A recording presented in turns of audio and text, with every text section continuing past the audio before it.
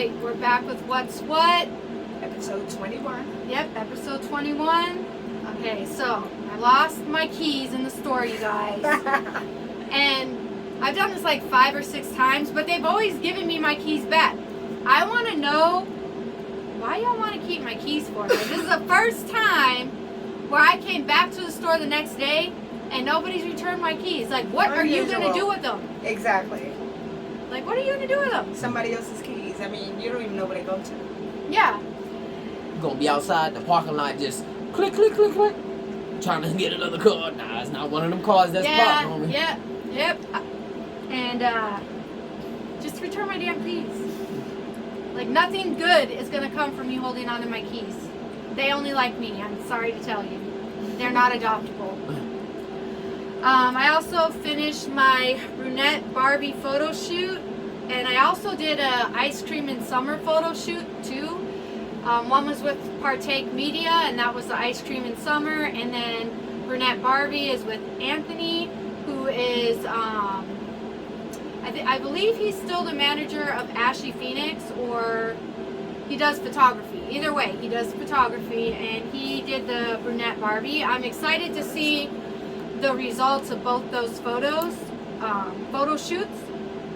So I did that, and then I have a teething baby who's 1 that I got out of COVID-19 because I was one of these people that we're going to be talking about next that started a relationship in COVID-19 2020, and I ended up pregnant. So I have a whole 1-year-old right now. She's teething, so my sleep is not consistent, as you can tell per coffee. All right. What have you been up to? So basically what I've been up to is I've just been laying down the guidelines and constructing a new business that I'm about to start. Basically getting together like the marketing plan, the business plan, all the licenses I'm going to need, reaching out for possible connections and, such.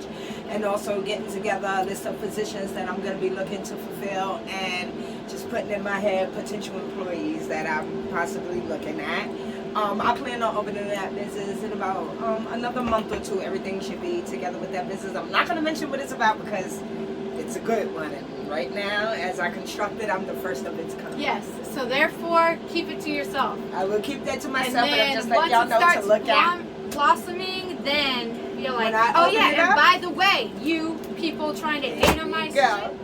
And it's good, and this is a big one. And like I said, this is a big one, and it's also a big one based on services that everybody needs. And I know there's no other business like this out here. There's no other That's companies like the best that way offer to do this that, service. because you don't want to be doing the same stuff that Exactly. everybody else is That's doing. why I say I'm working now on a lot of my marketing research, because I like to do that before I construct new businesses. I like to have everything together, I like to have budget plans. I like to have, future projections and things like that. So that's what I've been working on now, and I'm hoping in about another month I have all my licenses in place and everything, that I need to have in place for me to officially open. Yeah, that's awesome. All right, so the topic we have, relationships started in COVID-19 2020 and their success rate. I actually also asked an interactive question based off of this topic as well that we're going to get to. I didn't have a lot of responses on that, and I don't know if it's because a lot of y'all are still in your relationships, or if it's because none of y'all want to really acknowledge that big L. Yeah, They don't want to get called out on that.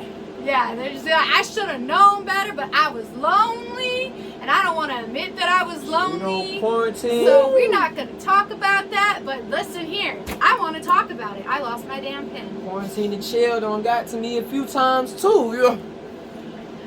So, with this topic, since COVID-19, thank you. Since COVID-19, couples were fighting over. So this is basically what they're saying, and by the way, what they're talking about is the success rate in COVID-19 of relationships. They're talking about relationships that were going on before COVID-19 and ones that started during COVID-19. This is a success rate with couples going through COVID-19, okay? Just so you guys know. All right, so the first one, since COVID-19, couples were fighting over COVID-19 and how to treat the pandemic. So a lot of people obviously don't expect to go through, a world crisis together. I guess that's how you know how much of the same page you're on. Right. And so, what they found in their survey and the data they collected is a lot of people had an issue with getting on the same page of how to treat COVID-19 and the pandemic as a whole. That could be whether we stay at home, whether we continue working our physical job versus the person who can stay home. Them understanding that one is still at risk and the other isn't. It's like all these different dynamics of issues that come to play. Well, you have it easy because you get to stay home and I still have to go to work. Well, you got laid off and you're getting this much in unemployment. They're not laying me off from my job, so I still have to work harder. So there's like a resentment there because they're collecting unemployment from their layoff. The other one isn't. So these things that you don't think about came into play, and they're saying that was one of the reasons that hurt relationships going through COVID-19. Another was whether couples and their children get vaccines. So, we all have the standard vaccines that we're supposed to get from the time we're born up. And if you're not on the same, you could be on the same page with those vaccines, but this is a whole new vaccine that's created that it doesn't have a history, brand new. You don't know what the reactions are. You're going to be a test dummy for it. And so a lot of couples were facing, to vaccine or not vaccine, and how big of a deal breaker it is one way or the other. Exactly. Another issue that was brought up was finances. People were used to a certain lifestyle. That lifestyle was cut in half during COVID-19. Not everybody was getting unemployment.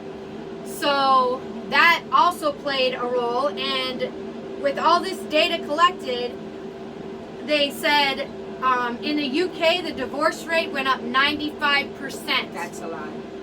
Just based off of COVID-19 and the stress it impacted those relationships.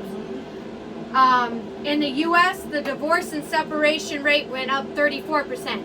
But you know what? I'm not going to look at that as like, okay, so UK has a way higher divorce rate than the US, because we've always had a really high divorce rate. So whatever our high divorce rate is now, we just added 34% onto it. It doesn't mean that UK itself has a high divorce rate. They're just acknowledging that our divorce rate went up substantially due to COVID-19. You also have to look at the fact that for some reason, in the U.S., more people are more prone to just not divorce, just break up. Honestly, there's a lot, and it's more in the UK. They're more prone to divorce rather than just we're going to go about our separate ways. But the way we are here, people just say it's over, and don't even have to get a divorce. And I'm gonna give an example. My parents are still married, but they have been separated for, let me tell you right now, 38 years, but just never chose to legally do it. And there's a lot of people out there like that. They're technically still married. It costs a lot of money to go through a divorce. I've had 2 divorces, so I can tell you, I do know it costs a lot of money to have been divorced twice. So I do understand that. So the interactive question I asked is, so how are these relationships you got into in 2020, the COVID-19 era? How are they doing? That's what I asked. So from the people I talked to Anthony.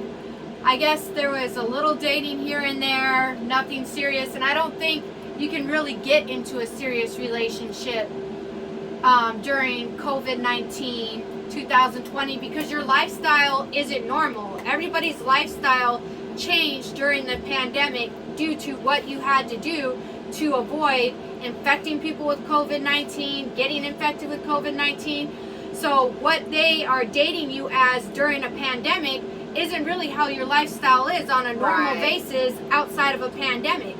So my mistake, this is my response to my own question, I dated someone in October of 2020, and the assumption was, because I had my own family unit and how it ran, the assumption was I didn't really go out as much, and other than me going to work, I didn't really do certain things. Well, we're now in 2022, and that person is seeing, you know, I'm going to events like 3-4 times a month.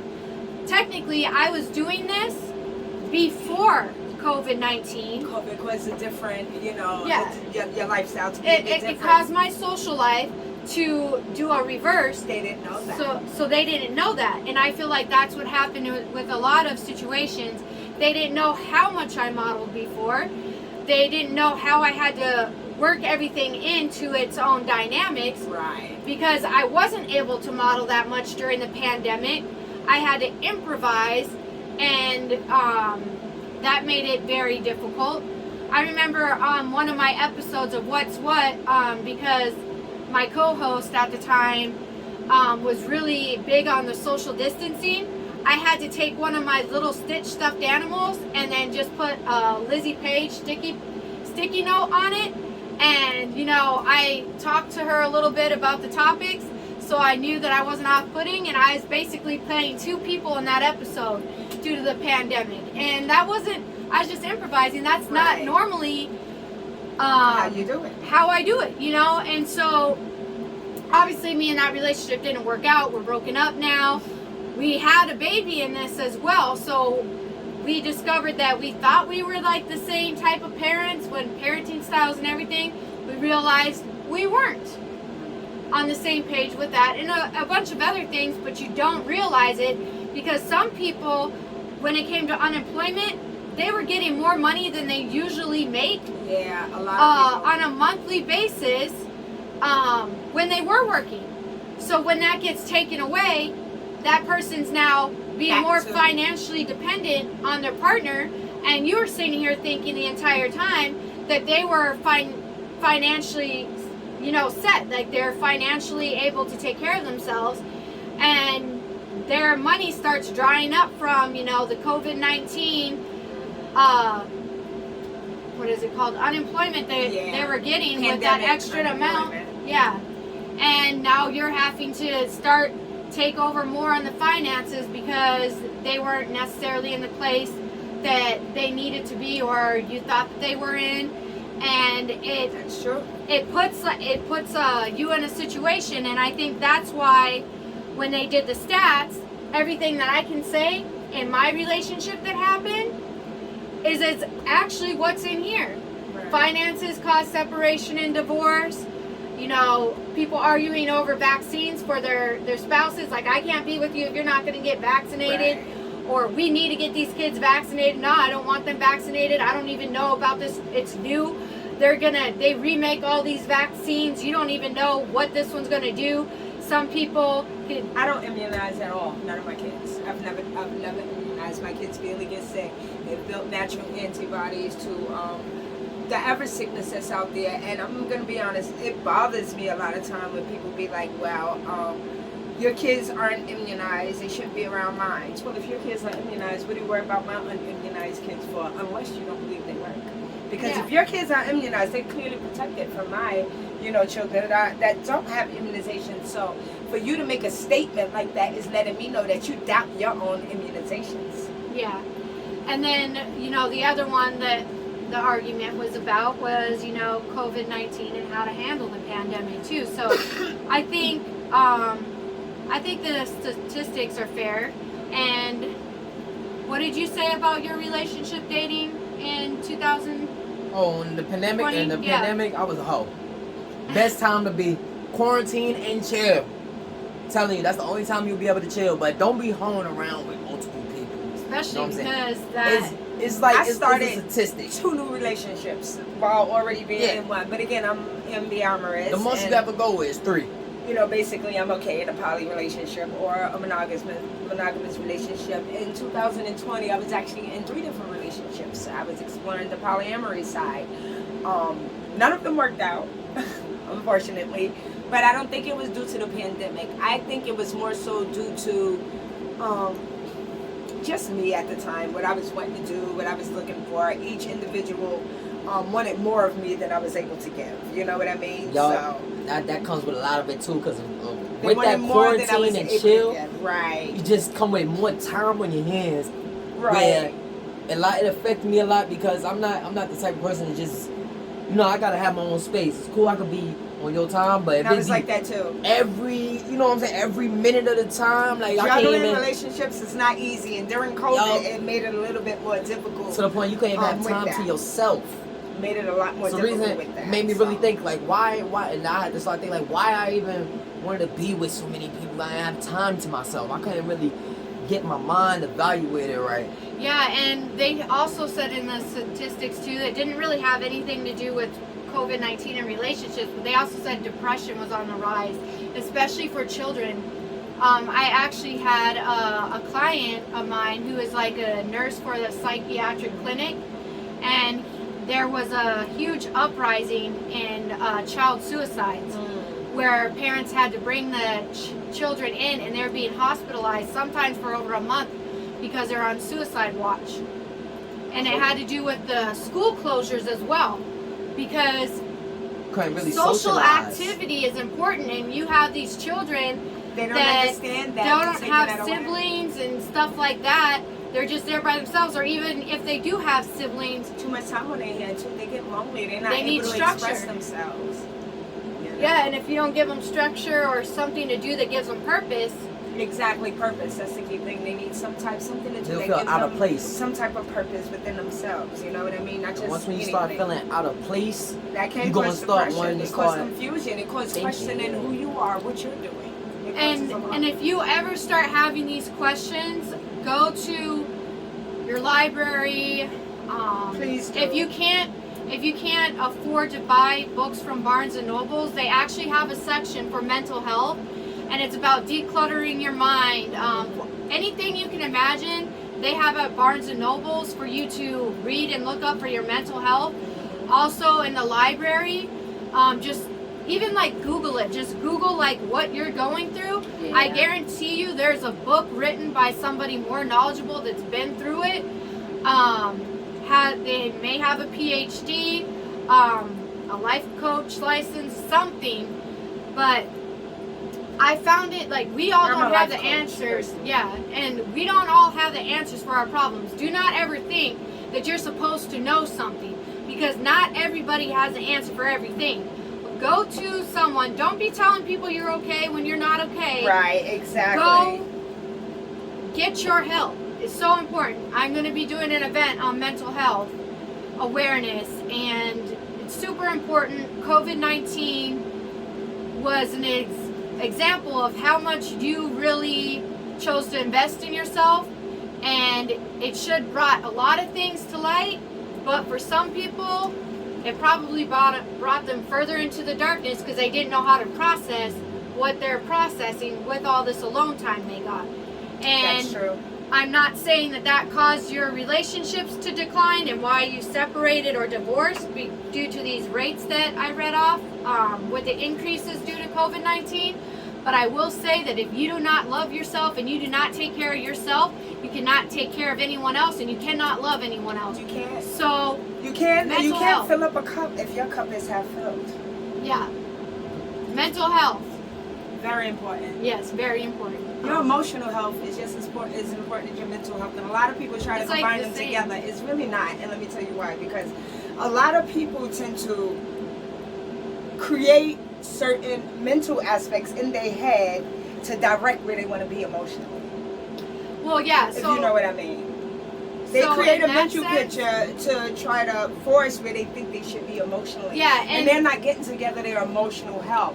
They're getting together mentally, and basically what they're doing is they're teaching themselves how to cope with what they're going through emotionally instead of getting help for it. Yeah, and so in that regard, there are two different, like mental health is its own thing, emotional health is its own They thing. come together. But what I mean is that they're both equally important. They are. Not that they're both the both. same. Because Exactly. there's a reason why they say physical health, mental health, emotional health, Right. They're both spiritual equally health. important. One doesn't There's track the like- other.